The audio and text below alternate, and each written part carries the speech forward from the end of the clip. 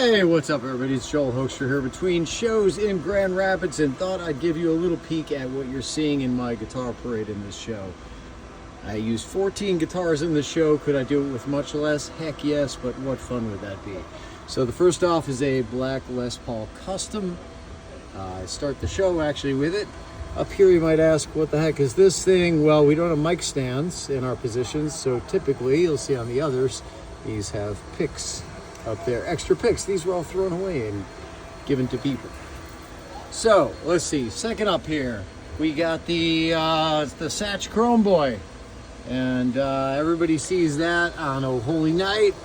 It's got the Sustainiac, it's perfect for holding the last notes. It's chrome, it shines, it's got the Eddie Carlino strap on it.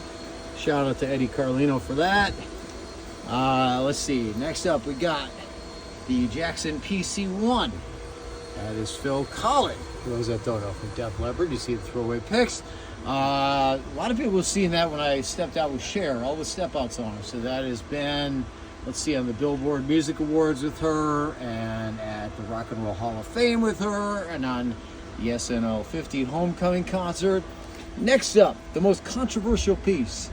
Got my Steinberger here. So one of my original teachers, TJ Helmrich, played this style of guitar, advised me on the preamp and the model.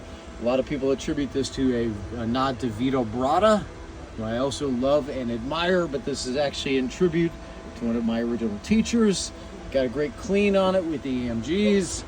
Use that in a couple songs. Let's see, next up, we got the Friedman Telly, equipped with a sustainer. Sorry about it, I'm giving you guys limited looks at this stuff, but you'll see that in Good King Joy in the show.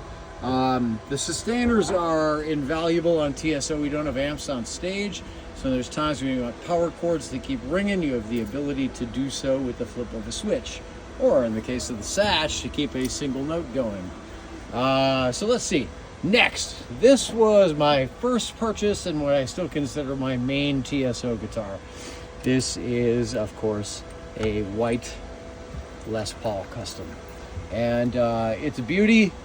That's one of my favorite guitars. Next to my Gold Top, that is my baby. This is probably my number 2 guitar. I love that guitar.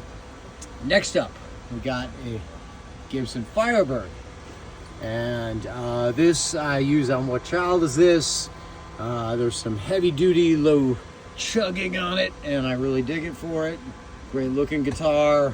Like I said, could probably do this all in like the white Les Paul, but hey, this is so much fun to look at. New edition this year, the Star Guitar Maverick Series, small company out of Florida, and what I really dig, they got this P90 pickup in the rhythm position, and I'm using it on Music Box Blues, so it's split between that. It's got a really, really cool, almost Strat-like sound in the middle position. And yet crunches out really nicely in the bridge position. Next up, you see my Andy James model Kiesel, and I'm using that on Wizards in Winter throughout all the picks, as you can see. But you know, Andy James rips. Needed one of his models, get it out here. This is another kind of controversial piece, the Gibson Modern V. It's the one that looks like the Roswell Road style body from the Jackson. I don't believe they made very many of these, and I love the guitar. It's actually a really, really great sounding guitar. Not just for fashion, but gold Star Trek emblem looking-ish thing. Over here we've got one of the earlier editions. We've got the Atomic Explorer. This is made again by a smaller company, a couple guys in Arizona. And it does have a sustainer in it, so that can be utilized. Next up, let's see, we got the Gibson Modern V, and this goes back to Night Ranger. I noticed that Jeff Watson not only liked to play a Gold Top, but played a V with some of the stuff, and I thought, you know, maybe I'll get a V for Night Ranger as well. And they only made 500 of these, and this is number 500. Of course, had the alternate logo and the Steinberger tuners, which makes it a very unique piece. Something I really dig, and that brings us to the mellower side of things. People can hear me on the Lost Christmas Eve playing da da da da da da 12 million times. on my Taylor 854 CE 12 string, which I absolutely love. Been working with Taylor for a long time.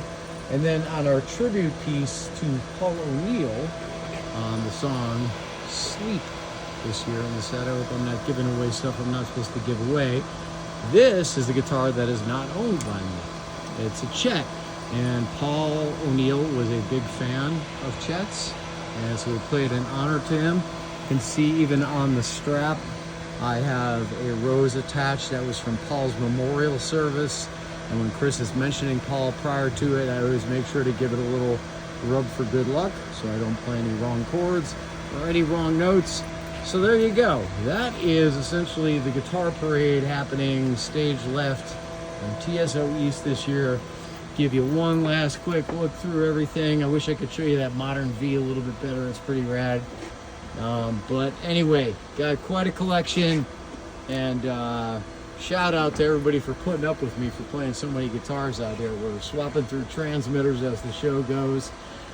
But anyway, love it. Consider it part of the visual spectacle on my end. So love it. So here it is, smoky, empty arena between shows. See you all soon.